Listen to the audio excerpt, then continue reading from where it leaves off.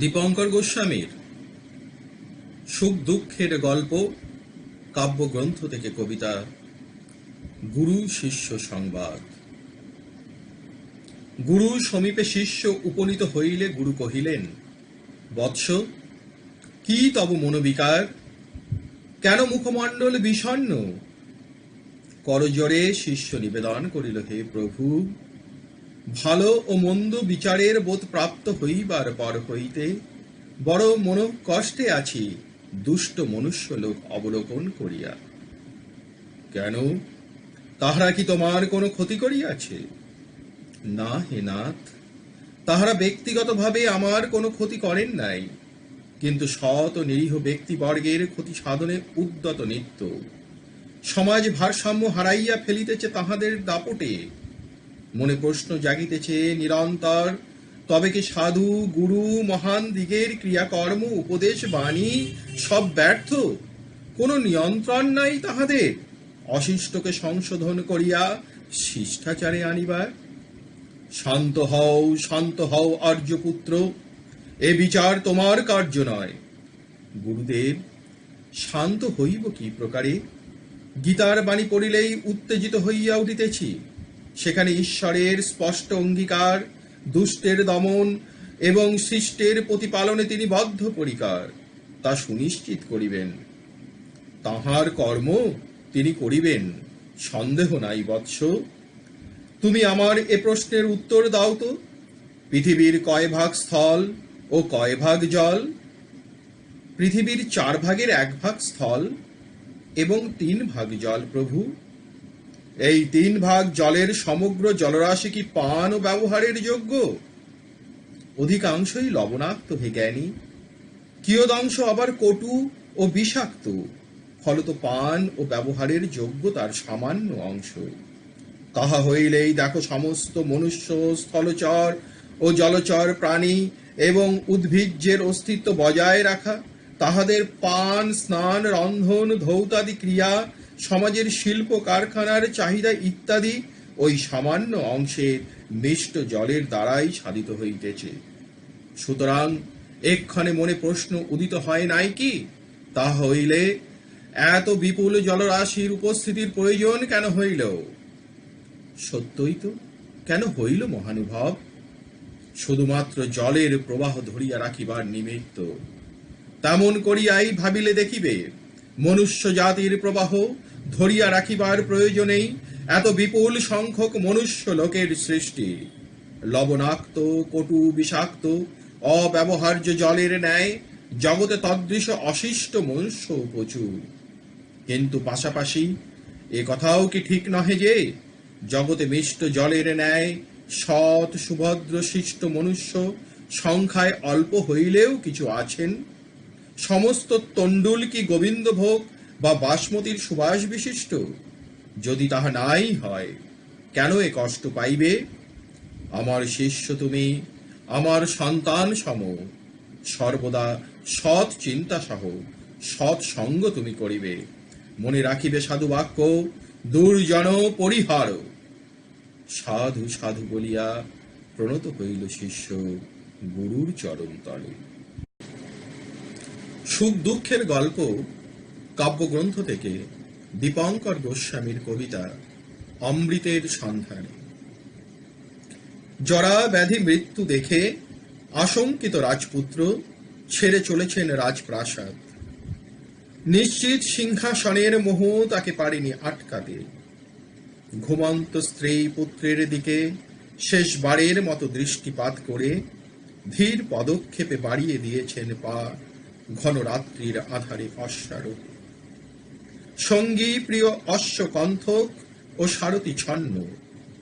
মনে জ্বলছে অনন্ত জিজ্ঞাসা, এর শেষ কোথায়? জীবন মানে কি গতানুগতিক এই বাঁধা ছক, যার হাত থেকে নেই নিস্তার? নাকি আছে আছে আছে এর সুরাহা? রূপসাগরে ডুব দিয়ে খুঁজে পাওয়া যাবে অরূপ রতনের সন্ধান? সিদ্ধার্থ পিতা সাক্ষ্যরাজ শুদ্ধোদন কি দেখে ফেললেন, ডাকলেন পিছু? নাকি মাতা গৌতমী বা অলক্ষ্যে মায়া দেবী? ক্ষণিক থেমে রাজপুত্র পিছন ফিরে তাকান। না, কিচ্ছু নেই। মায়া, ঘোর মায়ার বন্ধন তাকে অবচেতনে রাখছে বুঝতে পারেন। চোখে বারবার জল এনে দেওয়া রাহুলের মুখ মুছে ফেলেন, খুলে ফেলেন যশোদারার ভালোবাসার স্মারক চিহ্ন, অনামিকায় ভেসে ওঠা অঙ্গুরীয়। অশান্ত মন শান্ত করতে করতে জাগ্রত করে তোলেন সংকল্পের দৃঢ়বোধ। বনের শেষ প্রান্তে পৌঁছে ত্যাগ করেন রাজবস্ত্র, তলোয়ার দিয়ে লম্বা কেশরাজি কর্তন করে মুন্ডিত মস্তকে বিদায় জানান কণ্ঠক সহ ছন্নকে। রাত্রির শেষ প্রহর তখন, রাজপুত্র শুধুমাত্র পথের এক পথিক। খসে গেছে নাম সিদ্ধার্থ, নাম গৌতম, খসে গেছে রাজতকমা, ঝরে পড়া শিশির সর্বাঙ্গে মাখতে মাখতে হয়ে উঠেছেন নিরুদ্দেশের নিশান। এ নিশান আগে কেউ দেখেনি, এর গাত্রে আঁকা নেই কোনো চিহ্ন। দেশ কাল পাত্রের সীমানা ছাড়িয়ে যা কেবল জ্বলে ওঠে সত্যের শিখায়। কি সেই নির্মম জ্ঞান, যার অমোঘ নিয়ন্ত্রণে দাসত্বের শৃঙ্খলে ঘুরে মরে প্রাণ ওই নিষ্ঠুর জরা ব্যাধি ও মৃত্যুর করাল গ্রাসে। নামহীন রাত্রি ধীরে ধীরে ফিকে হয়, জেগে ওঠে প্রত্যাশার ভোর। অভ্যস্ত জীবনের জৈবিক ব্যস্ততায় কিচির মিচির ডেকে যায় পাখি। মানুষের ছোটাছুটিতে ভরে যায় জনপদ। কোলাহল ভালো লাগে না রাজপুত্রের। নির্জন, আরো নির্জন স্থান চান তিনি। রাজগৃহের দিকে ধাবিত প্রশস্ত রাস্তা ছেড়ে সংকীর্ণ নিঝুম পথ ধরে এগিয়ে চলেন।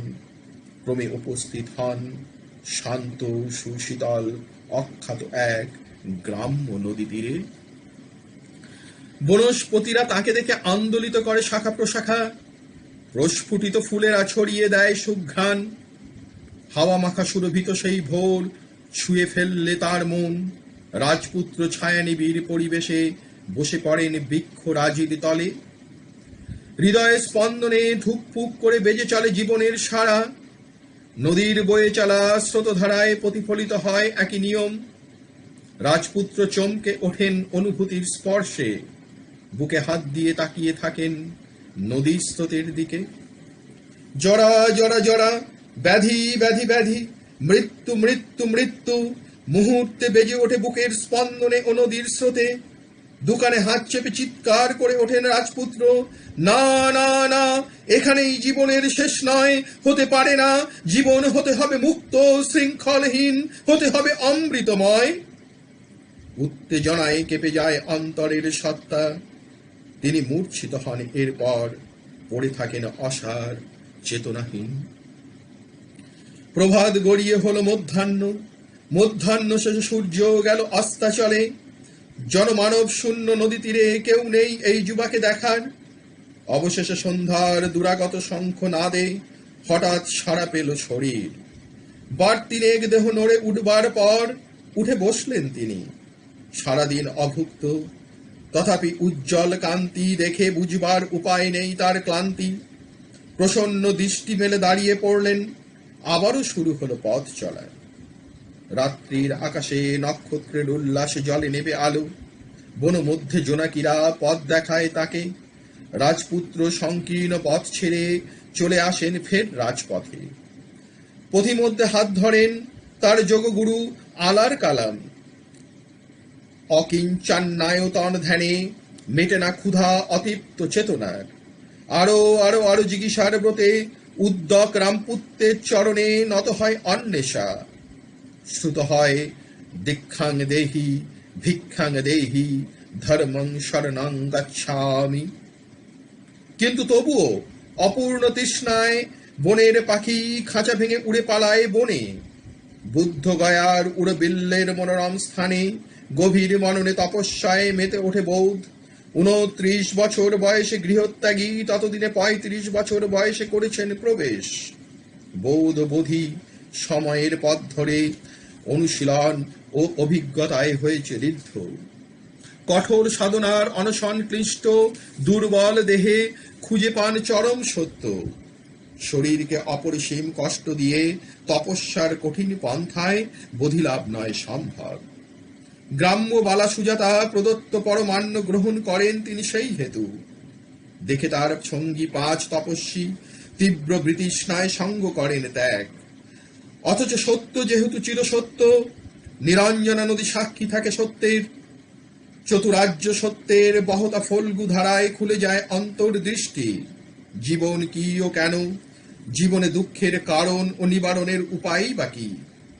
ধর্মচক্র ঘুরে চলে, সংঘচক্র ঘুরে চলে, পুত্র রাহুল সমনের ন্যায় দীক্ষা, মহাপ্রজাপতি মাতা গৌতমী সঙ্গের নেন আশ্রয়, যশোধরাও হয়ে ওঠেন সংঘ সেবিকা। শাক্য কুমার তখন আর শাক্য কুমার নন, শাক্য সিংহ বুদ্ধদেব, শাক্য মুনি তথাগত। হাতে তার ত্রিপিটক, তিনি 28তম গৌতম বুদ্ধ। 500 বছরের ধর্মকালের তিনি পরম শাশ্বত জ্ঞানের আধার।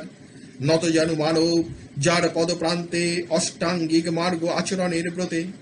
যদিও কুশীনগরে তার অন্তিম বাণী, বয়োধম্মা সংখ্যারা অপ্পমাদেন সম্পা দেখা, অর্থাৎ সকল জাগতিক বস্তুর বিনাশ আছে, অধ্যবসায়ের সাথে আপনার মুক্তির জন্য সংগ্রাম করো। জরা ব্যাধি মৃত্যু থেকে আশঙ্কিত হে রাজপুত্র, তাহলে প্রশ্নের নিষ্পত্তি হলো কই? চণ্ড প্রদত্ত ভুক্ত খাদ্যে আমাশয় ব্যাধি প্রাপ্তি ও মৃত্যু বরণ যদি অমোঘ, জীবন মুক্ত শৃঙ্খলহীন অমৃতময় বলবো কি প্রকারে? ঢং ঢং বেজে উঠল কালচক্রের ঘণ্টা, আকাশে বাতাসে মুখরিত হলো ধ্বনি, বুদ্ধং শরণং গচ্ছামি, ধর্মং শরণং গচ্ছামি, সংঘং শরণং গচ্ছামি। জগতের সারসত্য জানতে হাঁটু মুড়ে বসে পড়লাম ধরিত্রীপুত্র হয়ে। শিলাগাত্রে জল জল করে ভেসে উঠল খোদিত লেখা, আরো 2446 বছর পর একজন নতুন বুদ্ধ আবির্ভূত হবেন, তিনি অমিতাভ বুদ্ধ। সত্যের অমিত আভায় মুছে গেল জরা ব্যাধি ও মৃত্যুর ভয়। যা স্বাভাবিক তাকে কোলাকুলি করে জড়িয়ে ধরলাম 2446 বছরের জন্য। সম্পূর্ণ গড়পড়তা এক মানুষ আমি তার অপেক্ষায়। জরা ব্যাধি ও মৃত্যুর প্রশ্নে এই আমার শেষ অমৃতের সন্ধান। नमस्कार, मैं अर्चना जोशी इंदौर मध्य प्रदेश के शासकीय महाविद्यालय में संस्कृत प्राध्यापक पद पर कार्यरत हूँ। संस्कृत और हिंदी में परस्पर अनुवाद, शोध आलेख और कविता विधा में अभिरुचि और कार्य हैं। आरंभ मंगलाचरण से कर रहे हैं। वर्णों के स्पंदन में, अर्थ के वितान में, जगत चित्र सर्जक के विचित्र नव विधान में, रुचिर छंद सृष्टि में, नवरस प्रसार में, शुभ अभीष्ट देती जो उन पराशक्ति को नमन। जन जन के अंतर्मन में, शुभ शिव संकल्पों के याचित विस्तार में, भावों के समरस सौमनस्य राग में, शिव अभीष्ट देती जो उन वाक शक्ति को नमन। रचना का शीर्षक है कर्म योगिनी। वह आती है रोज सूरज के आने के कुछ ही बाद, तेज तेज कदमों से गतिमान करती सी दिन को, न आने तक जिसके मानो ठिठका रहता है समय, काम की गति के साथ छलांग लगा अचानक चल पड़ता है कहाँ से कहाँ। वह आती हर मौसम में, मौसमों से कदम मिलाती, तप और सहिष्णुता को परिभाषित करती, शीत में ठंडे जल में बोरती अंगुलियां, तो घाम में तपती धरा पर बरसाती अपने श्रमकण।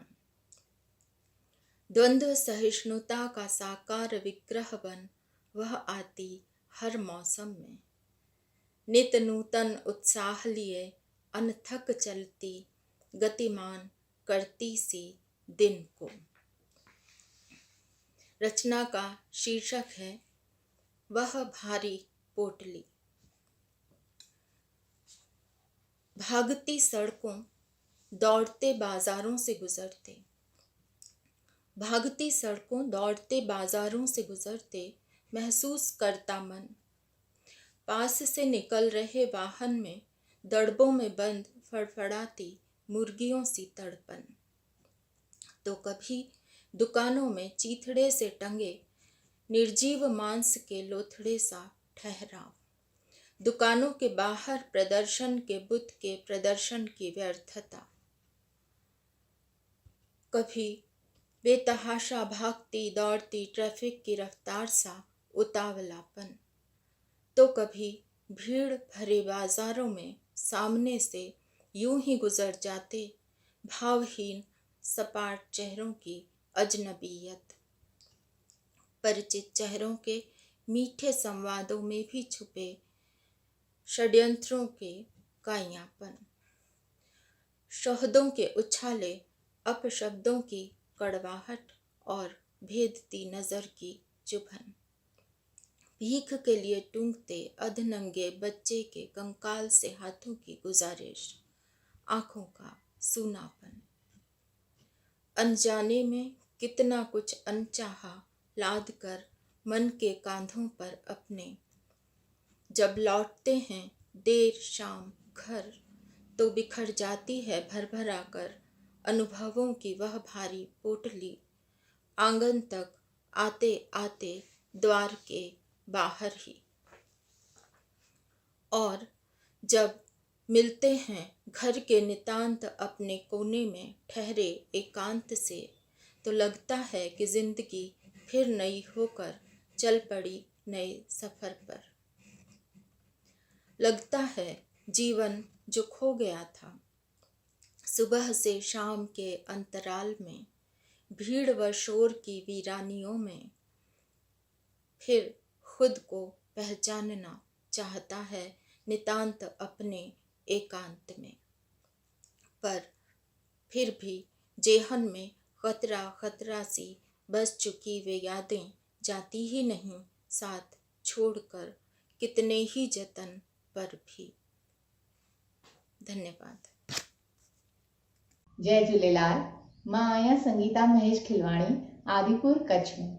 साहित्य जे ख्याल खां मूंखे कहाणियूं लिखण ऐं कविताऊं लिखण जो बेहद शौक़ु आहे। त अॼु तव्हांजे साम्हूं पेश आहे मुंहिंजी हिकु कविता जंहिंजो उनवान आहे उल्फत। कुझु अहिड़ी उल्फत हुन जे दिलि में, कुझु अहिड़ी उल्फत हुन जे दिलि में, भरे छॾिया तार, भरे छॾिया तार, हू जंहिंखे चाहे उहा मां बणिजी वञा। हा, हू जंहिंखे चाहे उहा मां बणिजी वञा।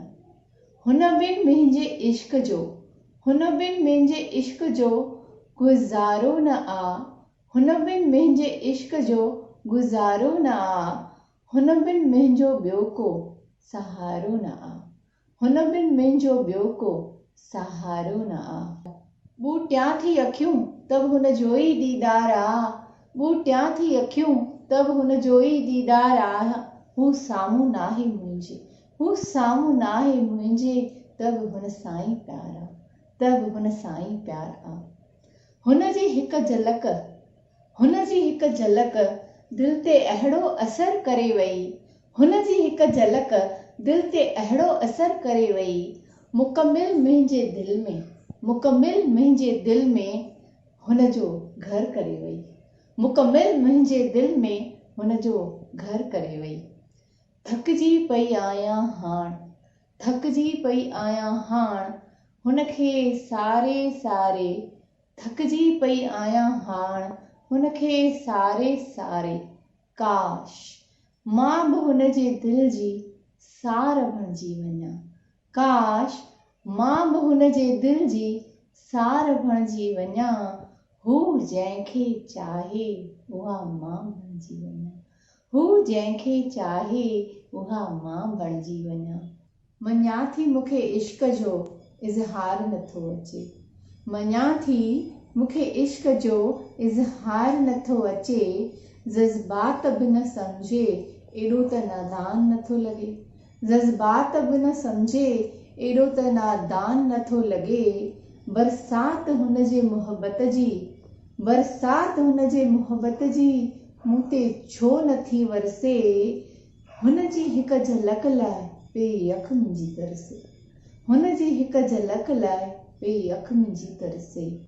हासिल थे मूंखे हू, हासिल थे मूंखे हू, दिल जी हिक ई हसरत आ, हासिल थे मूंखे हू, दिल जी हिक ई हसरत आ। हुई मुंहिंजो ईमान, हुई मुंहिंजी उल्फत आ, हुई मुंहिंजो ईमान, हुई मुंहिंजी उल्फत आ। हाण मां बि हुन जे दिल जो अरमान बणिजी वञा, हाण मां बि हुन जे दिल जो अरमान बणिजी वञा। हू जंहिंखे चाहे उहा मां बणिजी वञा, हू जंहिंखे चाहे उहा मां बणिजी वञा। कुझु अहिड़ी उल्फत हुन जे दिल में, कुझु अहिड़ी उल्फत हुन जे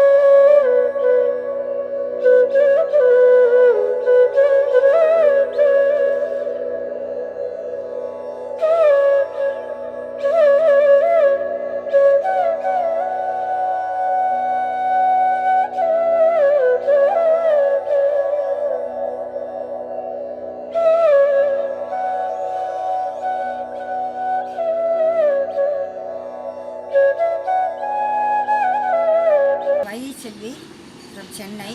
I am a poet and writer and also member of Tamil Language Advisory Board of Sahitya Akademi. I am going to present two poems. The first one is about deforestation and female infanticide.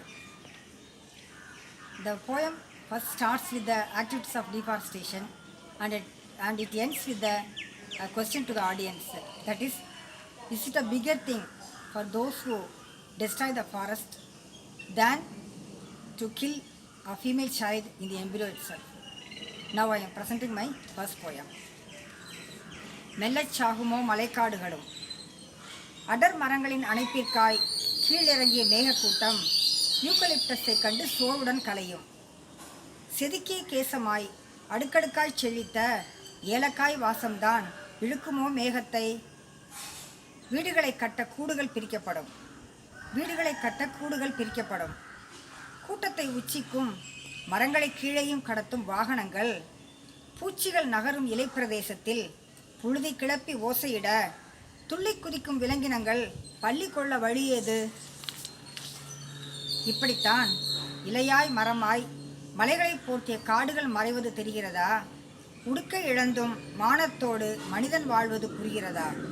கூட்டை இழந்த பறவையோளம் சாட்டை அடி போல் கேட்கிறதா? இங்கே கருவில் பெண்ணை அழிப்போர்க்கு காட்டை அழித்தல் பெரிதாமோ? இப்படித்தான் இலையாய் மரமாய் மலைகளை போர்த்திய காடுகள் மறைவது தெரிகிறதா? உடுக்கை இழந்தும் மானத்தோடு மனிதன் வாழ்வது புரிகிறதா? கூட்டை இழந்த பறவையோளம் சாட்டை அடி போல் கேட்கிறதா?